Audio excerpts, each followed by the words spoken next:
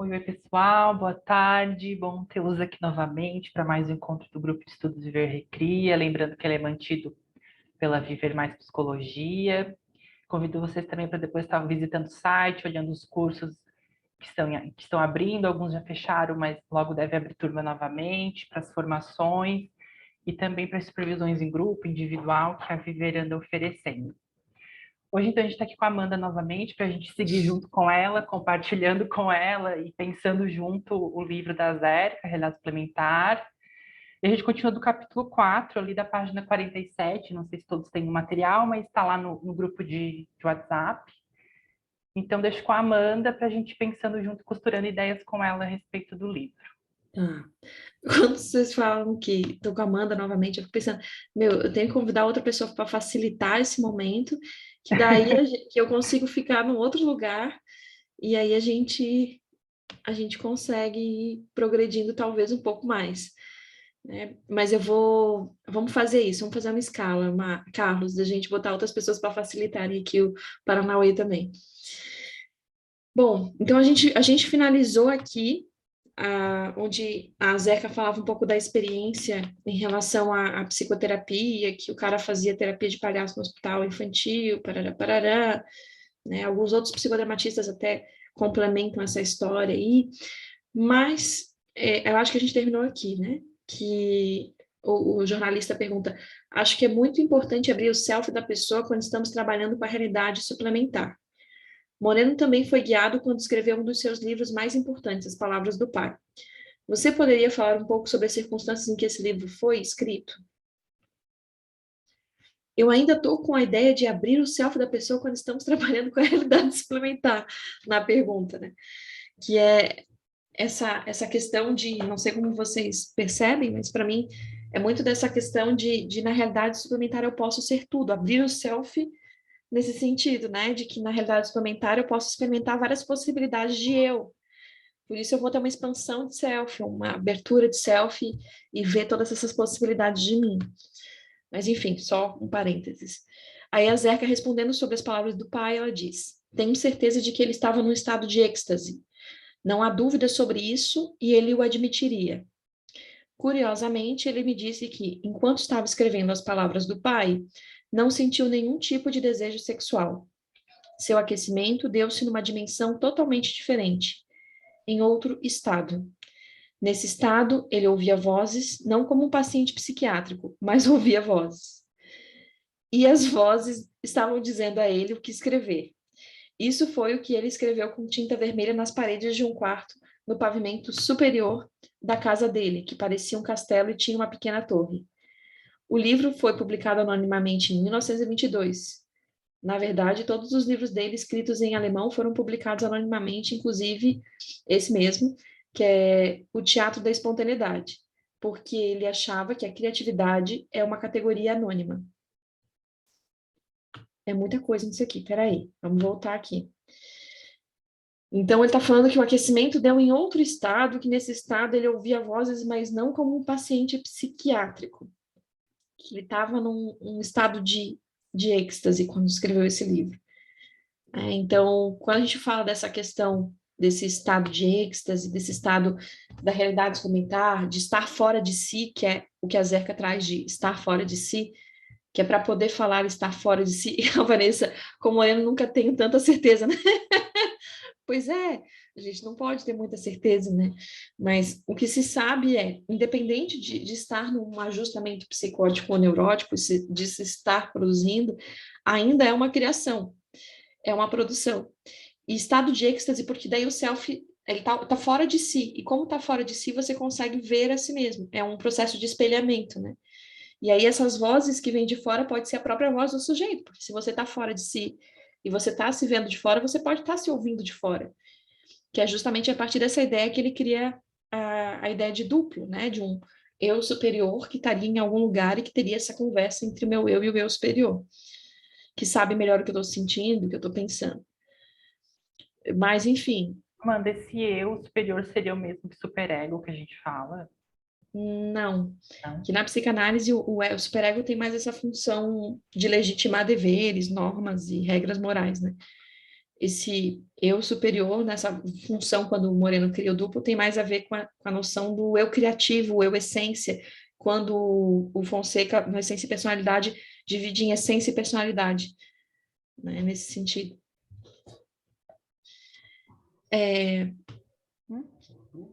Tem alguém aí conversando com a gente? Quando ele, não sei se não era eu, mas enfim, eu fiquei, não sei se é porque no texto, no parágrafo anterior, mais para cima, falava alguma coisa sobre intuição e inspiração. Essas vozes não seria uma coisa intuitiva.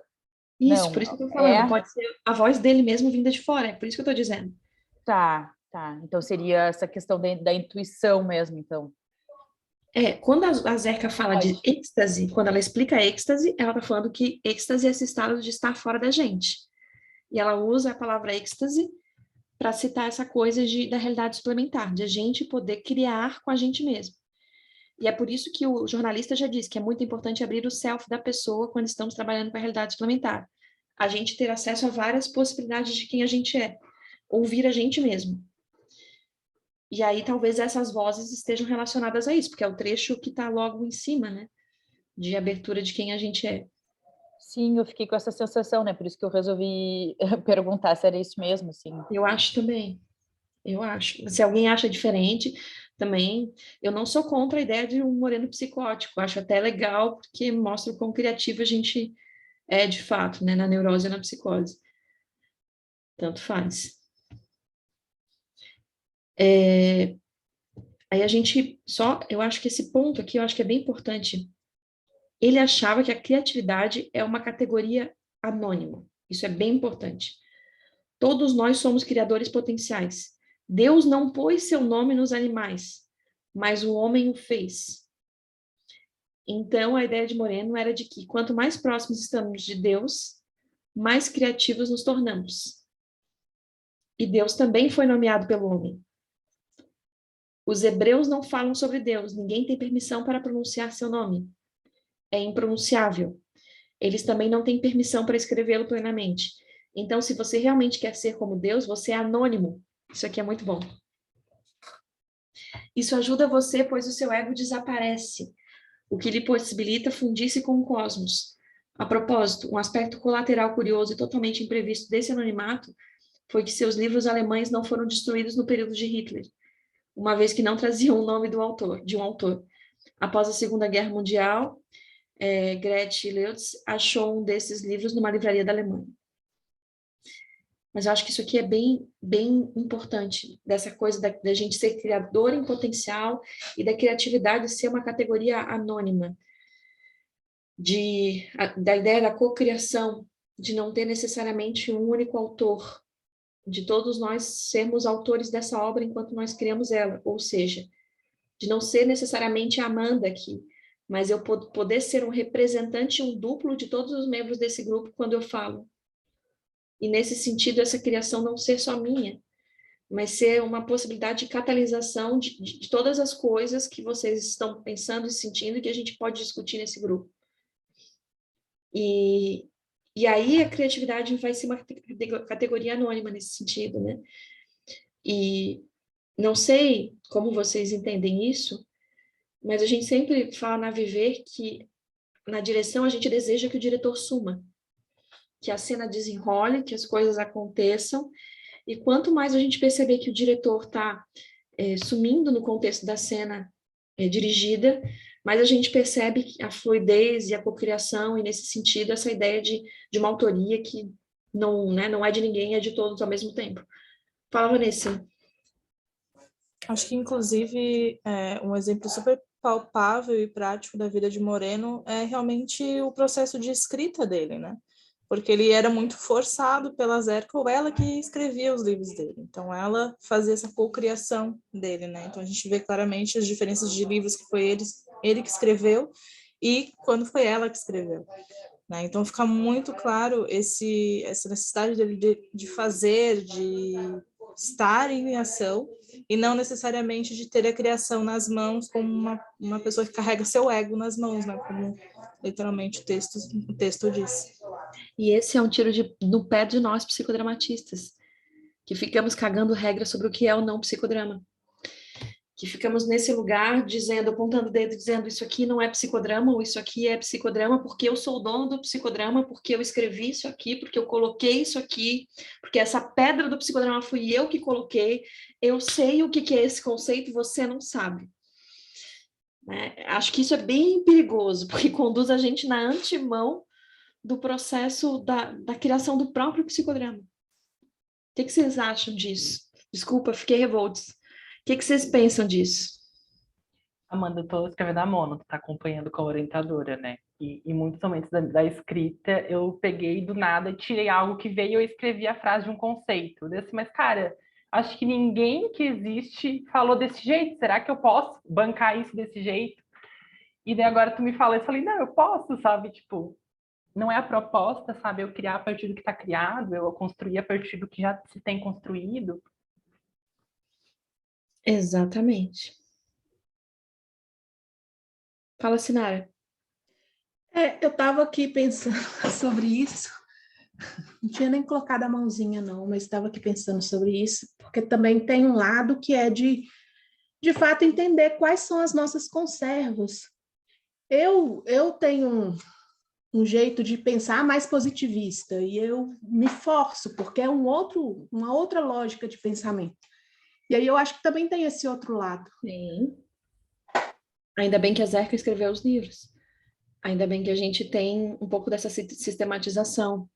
Com certeza. A Luciana Moskowski não está aqui, mas eu sempre cito ela quando falo de conserva cultural, vai dizer que né, se a gente não tivesse conserva cultural, o trânsito seria uma desordem, porque a gente precisa das placas de pare e prossiga para saber como é que flui as coisas, né? A vida seria uma desordem. A gente precisa, até porque a espontaneidade parte de um ponto de partida que é a conserva. Mas a conserva nunca pode ser uma resposta em si mesma. Ela precisa ser sempre um ponto de partida. Ela não pode engessar, né? Pra não... Uhum. Senão ela atrapalha, não ajuda. Boa, Sinara. Que mais? Sigo aqui, vocês têm mais alguma contribuição? Tô vendo que no chat tem, Carlos, pode ler pra gente, que aqui, quando eu compartilho, fica ruim pra mim. Tu tá com o áudio fechado. Nossa, hoje eu tô uma maravilha aqui no Zoom, né? A Cami disse, arrasou na fala, manda necessária, quando traz do psicodramatista que pega o ouro para si. E disse, se ocupar mais com as métricas do nome certo e errado do que de fato fazer em relação ao psicodrama e tudo mais. Exatamente, exatamente. Eu, né, assim, no tempo de clínica, às vezes, quantas vezes eu atendo um ou outro psicodramatista que acaba parando de criar porque alguém disse que o que ele está fazendo não é psicodrama. E aí ele para de criar, ele para de fazer, ele para de se desenvolver, ele para de produzir. E aí é nesse ponto que a conserva acaba sendo um fim em si mesma, né? E não um ponto de partida para a ação espontânea. Então a gente tem que tomar bastante cuidado com isso mesmo. Aí segue aqui falando sobre a questão da linguagem hebraica. A linguagem hebraica não escreve as vogais porque elas pertencem a Deus. Essas vogais são I, E, O, U, A. Se vocês as emitirem, elas formarão o nome de Deus, Jeová. Agora, enquanto eu estava lendo em voz alta, que fez sentido para mim. Desculpa aí, gente. Qual a relação entre o conceito que Moreno tinha de Deus e sua construção do palco psicodramático? Antes de mais nada, o palco é circular. O pequeno planeta em que vivemos também é circular. Moreno criou seu próprio reino. Ele jamais poderia ser quem foi sob a égide de alguém. Isso é uma semelhança com Deus, construir seu próprio pequeno reino. Ele teve a sorte de poder fazê-lo e sacrificou muitas coisas em razão disso. A ideia de que o palco é circular também significa que você aprende a controlar seu próprio mundo aqui pela ação. A metáfora é muito clara. Sim.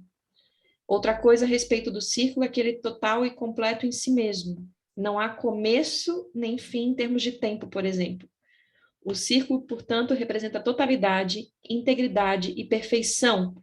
Nosso globo também é um círculo tridimensional. Nessa forma, o palco pode ser considerado nosso globo, um lugar onde aprendemos a administrar nosso próprio mundo espontaneamente. Nossa, isso é bem legal, né? A ideia de que o palco não tem começo nem fim, e daí a ideia do ciclo do palco, até para falar dessa questão da ação que tem o seu efeito, né? Que você faz e você vai ter que lidar com o que você fez, né? Porque se você caminha e coloca uma coisa no palco, você caminhar de novo, você vai encontrar essa coisa que você deixou ali, né? E a não ser que você pegue essa coisa e dê um novo lugar para ela, um novo formato a ela, ela vai continuar naquele lugar. Então, o palco tem essa coisa da temporalidade, mas ao mesmo tempo mostra a questão de a gente ser capaz de controlar o mundo na nossa ação, né? Acho bem interessante. No começo, eu fiquei pensando nos terraplanistas, que bom que ela falou que era tridimensional. Que bom que ela falou que era tridimensional. Sabe, Amanda, desculpa te interromper, mas Pode eu falar. fiquei pensando, eu pensei nessa mesma coisa, se a gente deixa algo no palco, a gente vai voltar a encontrar esse algo da mesma forma, se a gente não mudar ele de algum jeito. É, Eu lembrei de um caso que eu atendia online e eu usei um objeto intermediário do palco do paciente, que estava na casa do paciente atrás dele, assim. E depois desse dia, por várias sessões, aquele objeto da pessoa se tornou assunto, sabe? De eu receber foto, coloquei num lugar mais visível, por conta do significado que foi dado àquilo, sabe? E eu lembrei disso quando tu falou e quando eu tinha lido, eu pensei dessa mesma forma, sabe? Claro, é um objeto real, concreto, existia de fato, mas quando a gente cria algo, esse algo tá na gente, sabe? A gente carrega para onde quer que a gente vá. E eu também lembrei de quando a gente tira uma fotografia para o paciente guardar de algo legal, bacana, para ele lembrar, enfim, carregar com ele. com certeza. Né? Se a gente transforma, se a gente deixa como tá, ainda vai estar lá no palco, né? E às vezes a gente tem medo, né? Quando acaba uma sessão que o paciente deixou alguma coisa lá que ele não trouxe, mas aquilo ainda está lá no palco. Vai voltar, porque ainda está no palco, né? Porque às vezes a gente diz, nossa, perdi uma oportunidade, podia ter feito isso e aquilo, mas ainda está no palco. Não vai sair dali, vai voltar, porque o sujeito tem que ter uma ação sobre o que ele deixa no palco, né? Senão vai permanecer do jeito que está. Acho que isso é bem bacana também. Nossos medos, né, de deixar as coisas, como se a gente tivesse que resolver tudo numa sessão única, quando a gente fala de bipessoal ou mesmo de grupo, vai resolver tudo numa sessão única. A gente é milagreiro agora. Não, tem algumas coisas que vão ficar no palco e que depois, no círculo da vida, elas vão voltar, o protagonista vai voltar a ter contato com elas, né? E aí a gente acessa também. Seguimos? Alguém tem alguma coisa a dizer aí no chat? O Arthur diz, o palco me faz lembrar do conceito de inconsciente da psicanálise freudiana. O palco estaria sempre presente em nossas vidas? Enquanto instrumento do psicodrama, o palco é onde as ações acontecem. O palco pode acontecer no contexto dramático, na sessão entre eu e meu paciente, e aí aqui dentro dessa sessão, esse local que nós criamos é o palco, que é onde ele vai trazer os seus conflitos, onde esse conflito vai surgir. Mas na vida, a Zerka também usa o palco como metáfora para o que acontece na vida. Existe o palco no contexto dramático, existe o palco no contexto social, que é onde vão acontecer os principais conflitos, as principais relações da vida do nosso protagonista. Então, a gente pode dizer que o palco vai ser revivido aqui, a gente vai ter um palco aqui no contexto dramático, mas também vamos ter um palco no contexto social, que é onde as ações acontecem. Não necessariamente ações que o nosso protagonista desconheça, porque o inconsciente está sempre nesse lugar do desconhecido. Às vezes ele tem esse conhecimento, ele sabe que está ali, mas ele vai deixar, ele até diz para a gente, hoje eu não quero trabalhar isso não, hoje eu nem quero ver isso não, deixa isso aqui. Né? E ele fala, não, mas isso nem é tão importante. E aí ele vai caminhando e deixa isso para trás. Então, né, eu entendo a relação que você fez, mas nem sempre o que vai para o palco é o não sabido. Geralmente a gente começa no palco com o que é conhecido, e aos poucos o protagonista acessa o desconhecido pelo que é conhecido. Geralmente ele traz no palco o que ele conhece, porque a gente não pode trazer alguma coisa que ele não conheça ainda. É devagarzinho, ele vai trazer tudo que é conhecido.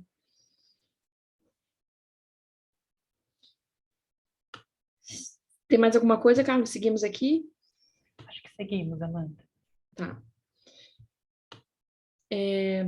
Aí depois continua, creio que uma parte importante da origem do palco psicodramático foi o período das brincadeiras de Moreno com as crianças no Jardim de Viena, quando estava contando histórias a elas e ele se sentava sob ou sobre o galho de uma árvore. A árvore tem um formato quase circular e as crianças sentavam-se em volta dele num semicírculo, uma espécie de meia-lua. Essas experiências tiveram um impacto muito grande sobre ele, pois, é claro, o teatro grego também tinha um formato semelhante. Depois continua. Seu teatro da espontaneidade original foi muito diferente. Ele tinha um palco central, principal, e vários palcos laterais. Mais tarde, ele desenvolveu um palco de 3 níveis, um palco principal concêntrico, com 2 níveis periféricos ao redor dele. Ô, Carlos, vê se tu consegue achar esse desenho. Não sei se tem aqui embaixo. O primeiro nível é o da realidade. O segundo é o da entrevista. E o terceiro, o da ação, e onde a realidade suplementar se manifesta. Ele também tem um balcão para os assim chamados superegos. Moreno considerava que os pacientes psicóticos viviam em grande parte na realidade suplementar. Obviamente, não é a minha realidade ou a sua, é a realidade subjetiva dele. A realidade subjetiva pode ser quase qualquer coisa, em qualquer lugar. Você pode se sentar e devanear, e então você estará na realidade suplementar, mais além da realidade. Tá, ela vai explicar os propósitos do palco ali, mas eu acho que é interessante a gente olhar outra coisa para além dos níveis do palco, que são as funções, né? Então, trabalhava primeiro essa questão do que estava acontecendo, então, em um primeiro momento, em um primeiro nível do palco, a gente trazia a realidade, o que estava acontecendo, como é que eram as relações, como é que estavam os vínculos. No segundo, acontecia a entrevista no papel, então era feita essa entrevista ao protagonista no papel, e depois a gente partia para a realidade suplementar. O que eu faria diferente, de que forma seria diferente. Então, os níveis eram para marcar esses momentos, né, esses momentos da ação. E também como forma de aquecimento para chegar nesse lugar. Acabar que os níveis funcionavam também como estratégias de aquecimento. E aí, se a gente considerar isso, é quase como se a gente estivesse pensando mesmo em momentos de sessão. Era dessa forma que se organizava. Então, primeiro tinha, conta para mim como é que tá, fala para mim como é que é, o sujeito conta ou representa, já escolhe os personagens e representa como é que é o conflito. Num segundo momento tem a entrevista no papel, me mostra a sua mãe, me mostra o seu pai, agora você é seu pai. E no terceiro, então, ele vai criar, sei lá, o que ele gostaria de dizer para o pai que não disse, o que ele faria de diferente, e aí é onde acontece a realidade suplementar. Aí, esse balcão que ele usa para os superegos é porque os superegos eram faziam a função de duplo, né? Que são essas funções de entrar, de fazer os papéis, ou de dizer também coisas que poderiam ser ditas na cena, mas esses superegos são, hoje, substituídos pelos nossos egos auxiliares, né? Que são as pessoas que ocupam essa função de entrar na cena, de ocupar o papel dos personagens do mundo interno do nosso protagonista. Então, é nesse sentido, né, que ficavam esses superegos. Também não sei se é uma questão de tradução ou se depois a gente vai ter uma mudança de nomenclatura. Se em algum momento isso muda o nome. Tu chegou a achar o arquivo do palco? Não achei. Eu tenho naquele psicodrama de capa preta que tem umas fotos de palco, mas eu não sei se é desse. Não sei se todos conseguem ver, se todos são videntes hoje aqui com a gente. Não sei se é esse, que tem vários palcos ao redor de um principal, ou se é aquele um mais que a gente vê depois, que são os 3 níveis mesmo. Esse aí. Esse, né? É esse aí, que são os 3 níveis. Isso. Então, Faz uma alguém com baixa descrição, visão, mas nós Amanda. temos... Oi? Acho que faria uma autodescrição, né? Isso, eu vou fazer. Imaginem que são 3 pizzas, né? Uma pizza bem grandona, uma pizza metade, média pizza e uma brotinha em cima. Então, são 3 pizzas. E aí, para cada né, pizza, a gente vai ter o correspondente, nesse sentido. Então, ali embaixo, a gente vai ter a realidade na pizza grandona, na pizza média, a gente tem um momento em que a entrevista no papel e na pizza brotinha, onde acontece a ação, é onde tem ali as respostas novas para a situação antiga. Melhor descrição por pizza, né? Bem, eu acho que cabe. E tem alguma coisa no chat, Carlos? Como é que estamos ali? Pessoal falando que deu fome, Parece um bolo de casamento, Boa descrição. camadas, cheio de camadas. Vou tentar umas fotos na internet para mandar o link aqui no chat também. Tá. Então, isso aqui também é legal, né, gente? Olha, que os pacientes psicóticos vivem em grande parte na realidade suplementar, né? Então, que é a realidade subjetiva dele.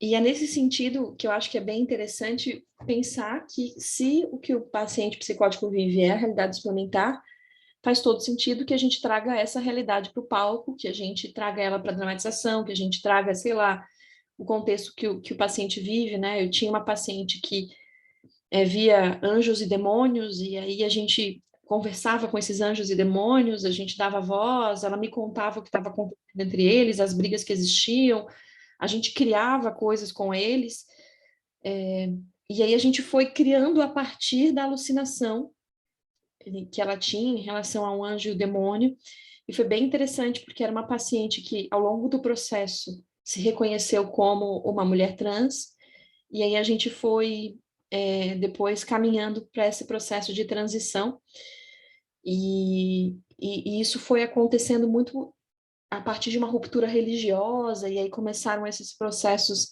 né, de alucinação. E quando a gente começou a criar, a gente percebeu que o anjo nem era tão bonzinho assim, porque era o anjo que mandava ela se matar.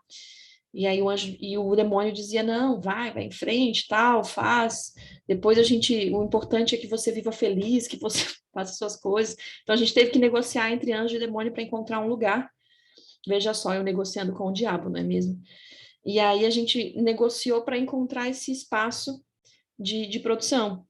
Então, às vezes, para algumas abordagens, a gente trazer para o palco dramático e dramatizar o conteúdo do delírio ou da alucinação pode parecer um reforço, como eles às vezes falam para a gente, né, a esse processo. Mas o sujeito não vai delirar mais ou menos por eu estar com ele adentrando na sua subjetividade.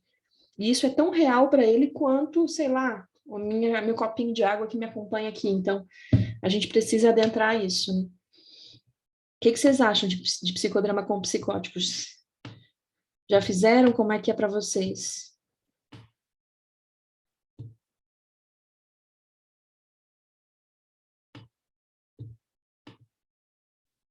Ah, o Carlos botou ali. Eu sei que a Camila já trabalhou com teatro espontâneo, com psicodrama. Camila, eu concordo com tudo. A Elaine também já fez estágio no CAPS. Sim. Camila também, quem tem, assim, né, quem quer trocar uma ideia, Camila é maravilhosa para trocar uma ideia sobre a atuação, né, com pacientes com transtorno psicológico crônico, né? É muito rico, é verdade, Elaine. Pode falar, Cami. Estão me ouvindo? Aham. Não, eu só queria comentar, assim, que eu acho que quando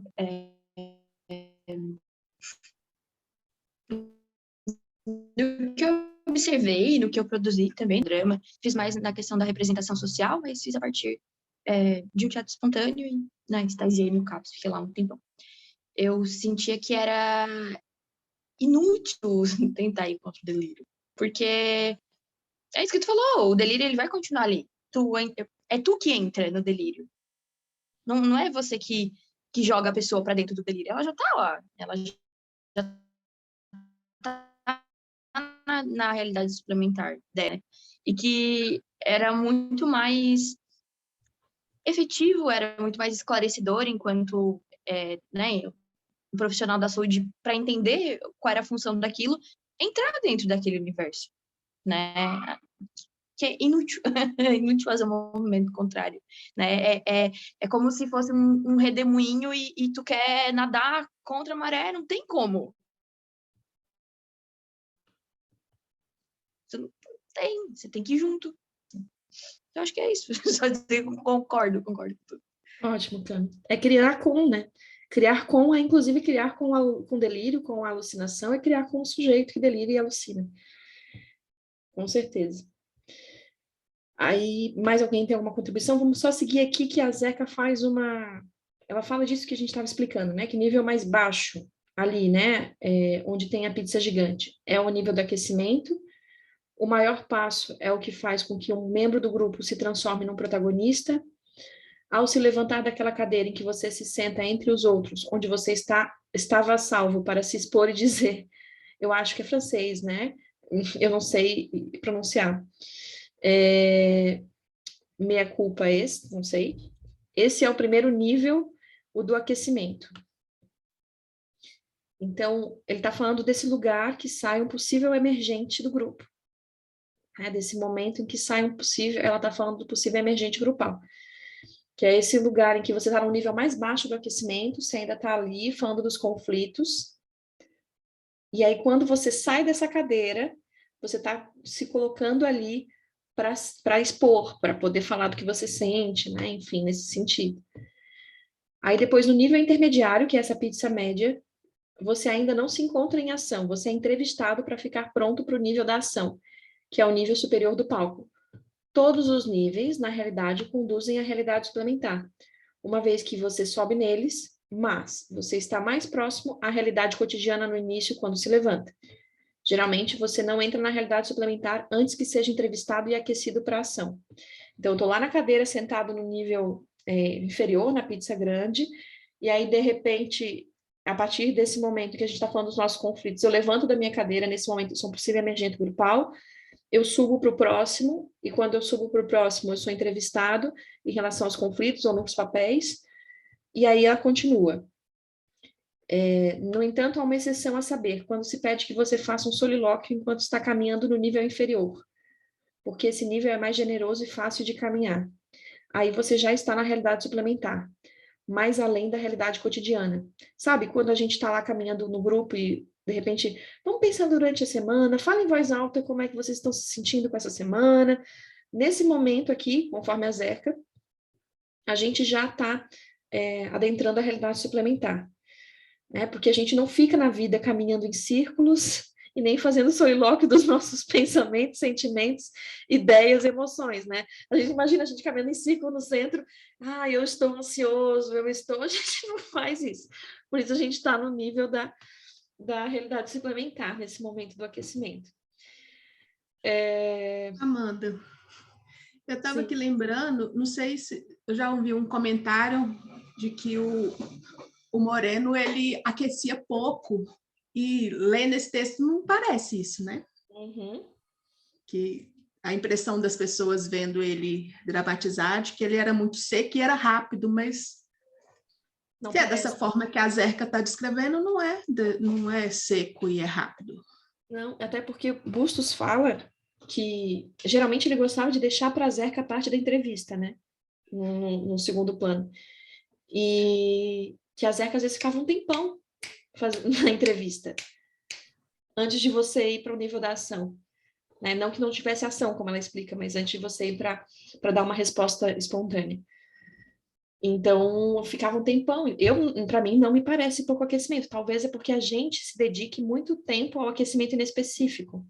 E aqui tem um aquecimento maior no plano específico, eu acho. E a gente aqui eu não sei, eu ouço vocês no que vocês percebem, mas eu acho que a gente gosta bastante de ficar bastante tempo também no inespecífico.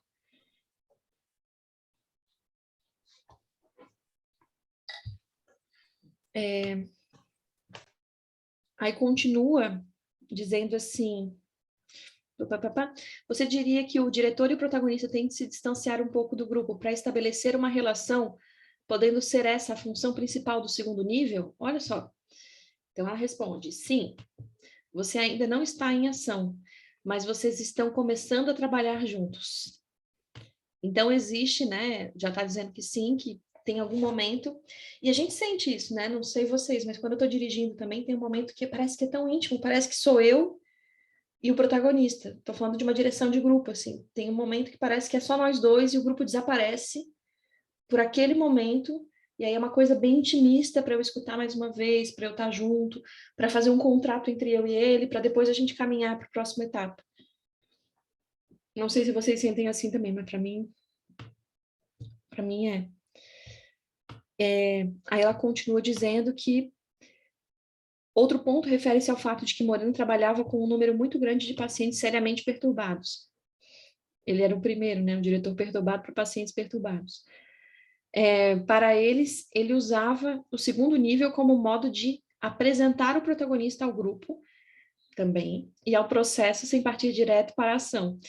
E essa também era uma forma de dizer aos outros, esse é o seu palco. A qualquer momento em que queiram subir e se apresentar, nós sentaremos aqui juntos da mesma forma. Trata-se de um ponto intermediário entre ser um membro do grupo e ser um protagonista. Facilita o grande salto de um membro do grupo a protagonista, ao subir e começar a ser entrevistado pelo diretor. Essa é a diferença, né, entre, de fato, o protagonista e emergente grupal. Você sair da cadeira e ir para esse momento em que o diretor faz uma entrevista com você, você é um emergente grupal, você saiu do grupo, você está surgindo do grupo, mas ainda não se configura como protagonista. Para você se configurar como protagonista, você teria que ir para o terceiro nível. E aí, no terceiro nível, para chegar lá, aí a Zéca diz que Moreno faz esse momento de apresentação no segundo nível ao público, né, aos outros que estarão ali. E é nesse contexto, inclusive, que eu imagino, não está descrito aqui, mas eu acho que facilita a tele também. Porque quanto mais informações a gente tem desse protagonista na entrevista, no momento em que você é chamado para estar no palco, no momento em que você for chamado para estar com ele, ou até no compartilhamento, a tendência é que você seja um pouco mais télico nesse processo com o protagonista. Então, não é só ver, é torcer por ele, é estar junto com o protagonista. E a gente precisa que o grupo esteja junto. A gente precisa que o grupo torça pelo protagonista. Ele precisa ocupar esse lugar para a gente ter esse processo de catarse, de integração, né? Que o grupo possa estar junto. O que vocês acham disso? O que vocês pensam desse processo de a gente apresentar o protagonista ao grupo como estratégia de aquecimento ou facilitação da tele? Penso que faz muito sentido, né? Não tem como dizer que não faz, eu acho. Eu fiquei pensando em duas coisas. De quando a Viver foi para online na formação, e daí a gente tinha terapia de grupo, e a gente demarcava o palco deixando só com câmeras abertas o protagonista e o diretor. E depois entravam os egos, enfim, acontecia a ação, que de alguma maneira seria um apresentar, né? Embora todos já se conhecessem, enfim, pelos papéis que a gente trocava. E também eu fiquei pensando como essa coisa de estabelecer essa maior possibilidade de tele com o protagonista, de quando chegar no momento do compartilhamento, a gente de fato conseguir ser um grupo que consegue se ver no protagonista, no que foi trabalhado, conseguir também, de alguma maneira, trabalhar o nosso junto com o outro, né? Isso. A Laís tinha perguntado da questão do palco, né? A pizza brotinho, o último lá, é a ação ou a realidade suplementar. Né? Por isso que em alguns momentos eu falei realidade, mas é realidade suplementar. É o momento que eu vou dar uma resposta diferente, uma resposta nova, eu vou co-criar a partir dessa realidade. Acho que sim. É isso aí. Deixa eu ver aqui se mais alguém botou alguma coisa. É isso. Também, né, é um jeito, quando a gente vê que alguém está indo dando esse segundo passo e o diretor mostra para a gente quem é a pessoa, mostra como faz, às vezes a gente também se sente um pouco mais seguro a também se lançar nesse palco em um outro momento, né? Tudo depende de como se segue essa direção, de como se segue esse respeito ao protagonista, mas também, em via de regra, você se sente um pouco mais predisposto. A Nicole está pensando, depois que ela elaborar, quero que ela fale aí. A Arthur diz, em relação à tele, lembrei do psicodrama público no qual participo, que algumas das vezes existem pessoas específicas as quais escolho para co-criar comigo. Com certeza. Com certeza. E esse processo, né, de fazer essa escolha, que é a nossa sociometria, dentro do psicodrama, é natural. E se a gente quer ampliar os vínculos, a gente quer ampliar essa rede sociométrica, a gente quer que o protagonista não se sinta sozinho, que existam vínculos significativos que acompanhem ele nesse processo, é importante apresentar esse protagonista, e uma boa entrevista pode favorecer isso, para que o grupo esteja junto na história. Com certeza. Aí, o jornalista continua dizendo, você diria que essa fase da entrevista no segundo nível é de qualidade diferente daquela do nível da ação? Sim, ela dá o ritmo àquilo que trataremos hoje. Por exemplo, qual é a sua principal preocupação? Por que você está aqui? Isso estabelece o enquadramento. A entrevista, no nível da ação, tem propósitos de direção, aprofundamento e expansão. Na entrevista, isso aqui é bem importante, direção, aprofundamento e expansão. Na entrevista, começamos a partir da preocupação do protagonista e como ela afeta a vida dessa pessoa. Quem está envolvido nisso com você? Você pode nos apresentar essa pessoa ausente mediante a inversão de papéis? Ó, eu localizo o conflito, o principal conflito, eu localizo a pessoa que está nessa relação, e a partir daí eu vou tomando uma direção, vou aprofundando e vou expandindo o conflito. Ó, em outras palavras, começamos a expandir a situação e a explorá-la em todas as suas dimensões por meio do centramento da entrevista no protagonista e seu mundo. Eu realmente acho que às vezes a gente usa pouco a entrevista no papel. A gente fica pouco tempo na entrevista no papel. Eu acho que a gente poderia explorar, mas pelo menos eu, Amanda, falando do meu processo, assim, eu acho que eu poderia explorar mais entrevista no papel, às vezes antes de partir para criar com o protagonista. Acho que a gente acaba ficando pouco, a gente pega as informações básicas, às vezes pega alguma coisa no discurso, mas explora pouco a entrevista no papel. E a Bustos, falando do processo da Zerca, né, ele fala que essa coisa de a Zerca ficar bastante tempo na entrevista, com o tempo, daqui a pouco a pessoa ia acessando, deixava de falar por si e começava a acessar, de fato, conteúdos que já faziam parte dessa relação do outro, da pessoa. E isso também precisa de tempo, né? Não vai ser logo de cara que a pessoa, na entrevista do papel, vai entregar isso pra gente. Então, isso precisa de tempo, né? Vocês também usam bastante entrevista no papel? Como é que é na prática de vocês?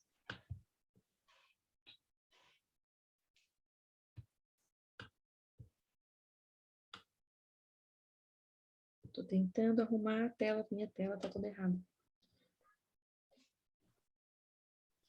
Fiquei pensando, Amanda, não, falando do meu processo também, quando eu vou para algum psicodrama de grupo, enfim, e que eu fico ali prestando atenção no que se passa, né, do protagonista com o diretor, para caso em algum momento eu ser chamado como ego, por exemplo.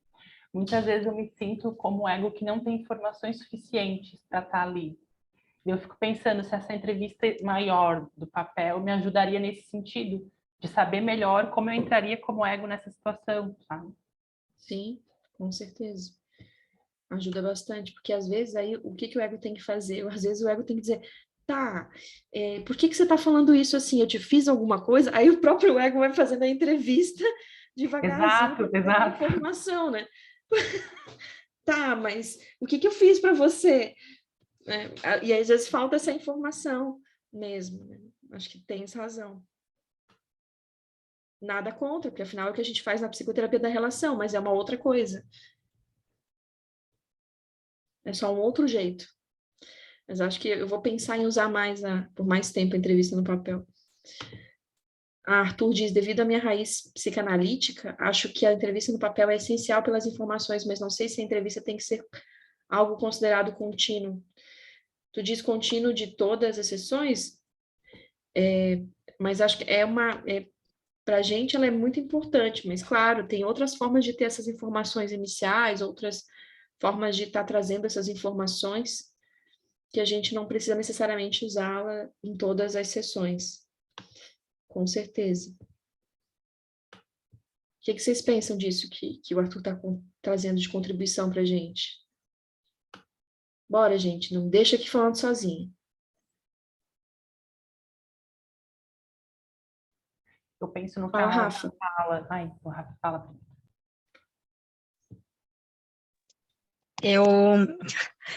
Eu nem lembro o que é entrevista no papel, para falar a verdade. Eu sou muito nova aqui no psicodrama e confesso que esse capítulo está muito avançado para o meu nível. Então pergunta, Rafa, não deixa... Eu estou achando super difícil hoje. Então pergunta para a gente. O que é mesmo entrevista no papel? É a pessoa, o protagonista, o paciente, ele vai responder como se fosse a mãe dele, por exemplo? Isso. Ah, é isso. Tá bom, obrigada. Nada. É isso. E aí é como se eu dissesse, Carlos, como se eu dissesse, Carlos, você estava me falando do seu conflito com o seu chefe, né? Você estava me falando desse chefe que é difícil, que tal. Então, eu vou pedir para que você agora pense no seu chefe, né? Que você feche os olhos, lembre como ele se veste, né? Como é que ele arruma o cabelo, como é que ele se organiza, como é que ele fala, como é que ele caminha. Quando você abrir os olhos agora, você é seu chefe.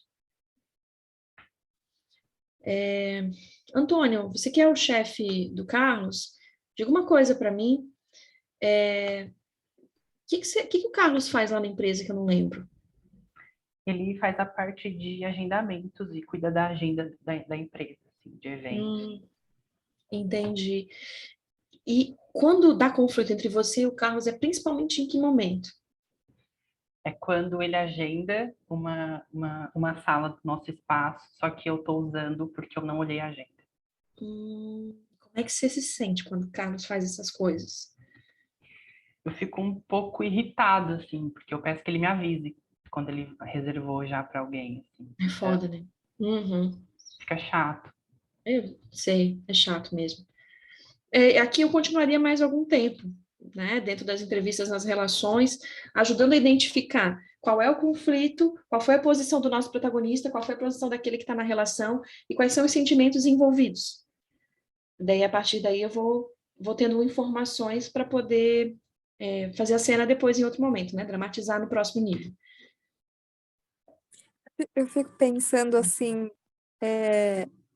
o quanto é um processo muito de pesquisa, né?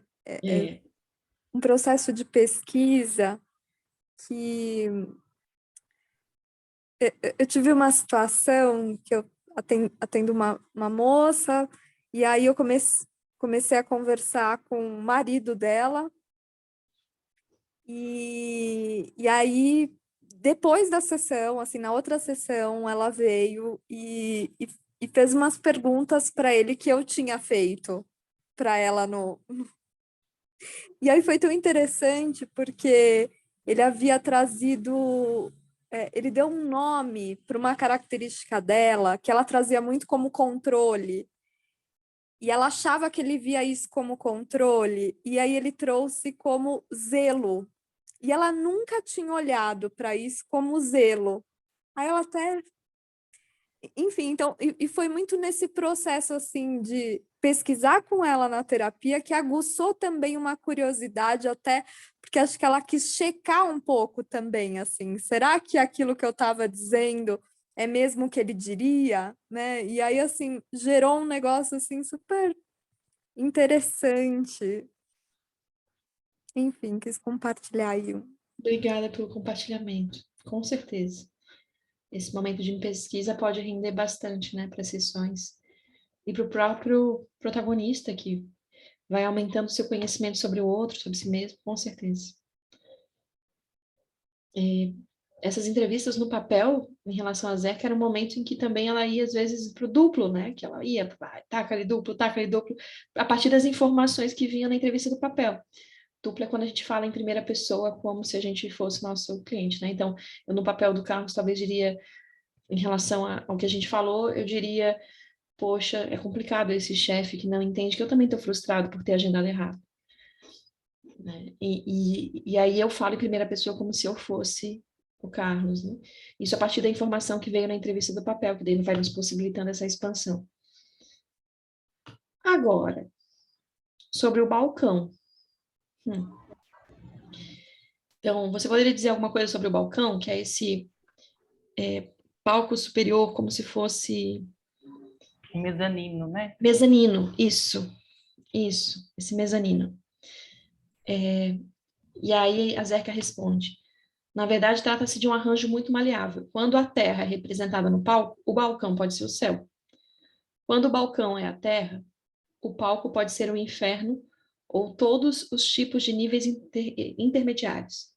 As pessoas com muita frequência colocam pessoas falecidas no balcão, ou sua concepção de divindade ou o mundo do além.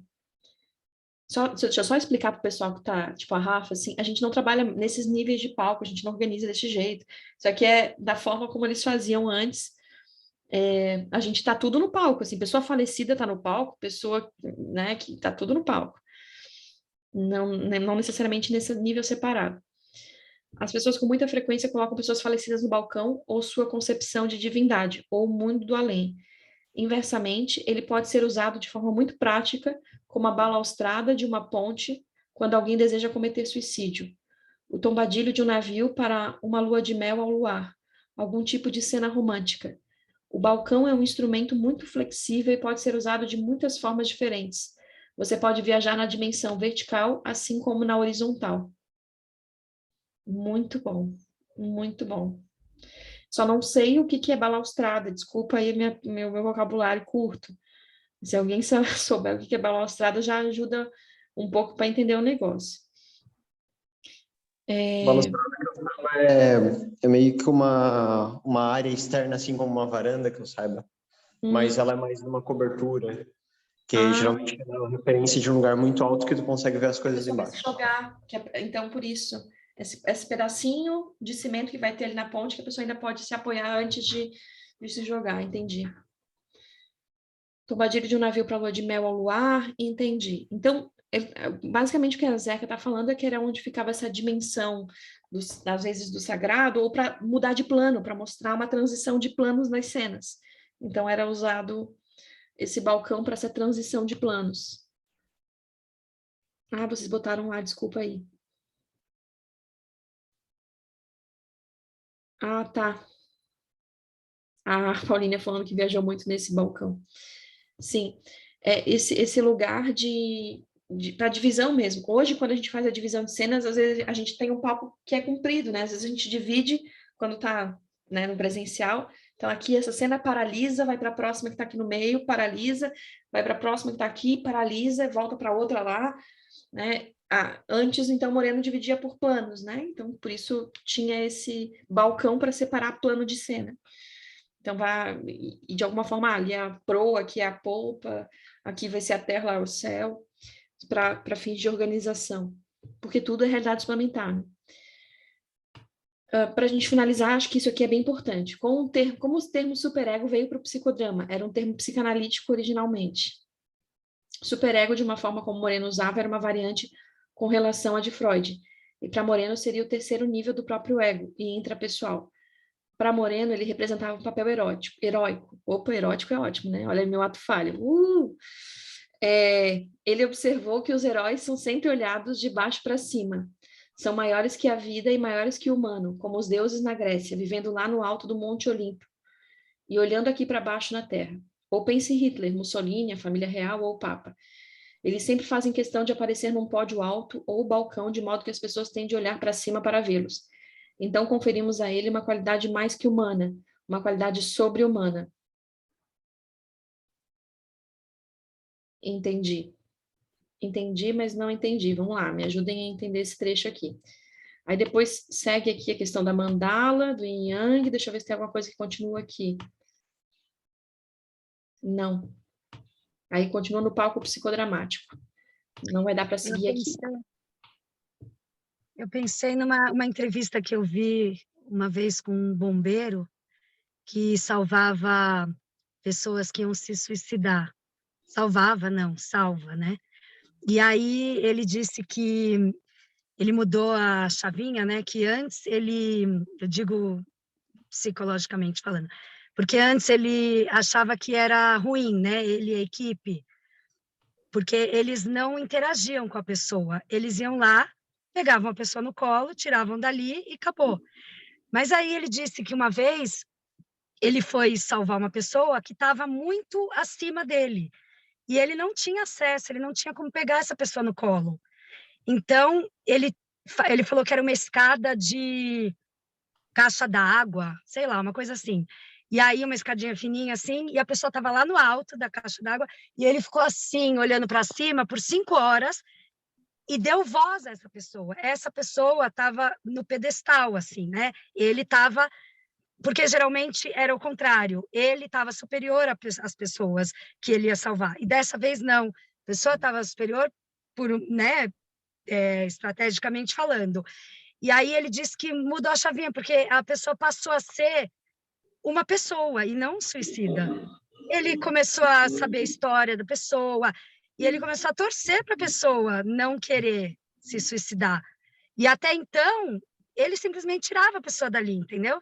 E dessa vez ele teve que convencer a pessoa, né? Conversar com a pessoa. Ele conheceu, a pessoa passou a ter um nome. Então, eu não sei, me veio na cabeça quando você leu isso, da pessoa, sei lá, acho que você leu alguma coisa do céu, do... Não foi alguma coisa assim que você falou? Isso, Quando a que são pessoa no os alto... anjos, né, os deuses que Isso. ficariam nesse balcão, que seriam esses superegos, que seriam esses eus heróicos salvadores que ficariam nesse balcão. Não, mas aí depois você leu uma outra coisa. Essa última frase. Ai, peraí. Você disse, eu não entendi muito o que ele quis dizer. Foi aí que Tá. eu pensei. Isso. É disso que a gente está falando também, juntas. Tá. É disso. É que Bom, ele tá não falando... sei, fez sentido, desculpa. Isso, fez muito sentido. Estou juntando o que tu trouxe Obrigada. com o anterior, fez muito sentido, que é isso mesmo, que essa figura de Salvador aí, que tem esse lugar, que pode ser visto como grande, assim como Deus pode ser visto como muito grande, que está num outro plano, que sabe mais, mas não no sentido... Foi uma inversão de papéis, na verdade, né? Não no A sentido pessoa que... Não uma Isso. inversão, ele não fez psicodrama ali, mas a pessoa que sempre estava numa posição vulnerável, lá estava numa A posição de posição... Salvador. Isso, acho que é isso que eu fiz a relação.